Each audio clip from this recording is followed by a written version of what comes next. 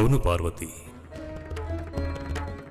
అందుకనే నేను సదా ఇచటనే వసిస్తాను, జ్యోతిర్లింగ రూపంలో.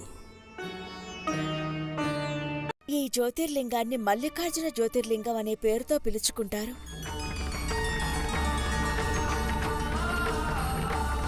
ప్రతి పౌర్ణమి నాడు అలాగే అమావాస్య నాడు మేమిక్కడికి తప్పక వస్తుంటాం. స్వామి, మనం ఇక్కడ ఎంతో సమయాన్ని గడిపాము కదా, ఇక్కడే మన పుత్రుడు కూడా మనకి లభించాడు. అవును పార్వతి,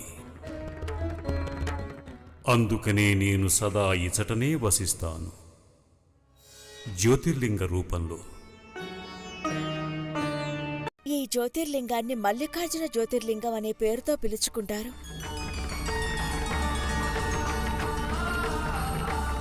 ప్రతి పౌర్ణమి నాడు అలాగే అమావాస్య నాడు మేమిక్కడికి తప్పక వస్తుంటాం. మల్లికార్జునుల జ్యోతిర్లింగం.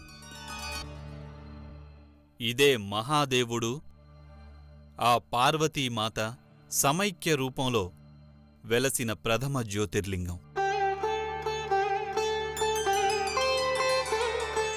మల్లిక అంటే పార్వతీదేవి. ఇక అర్జునుడంటే ఆ మహాదేవుడే.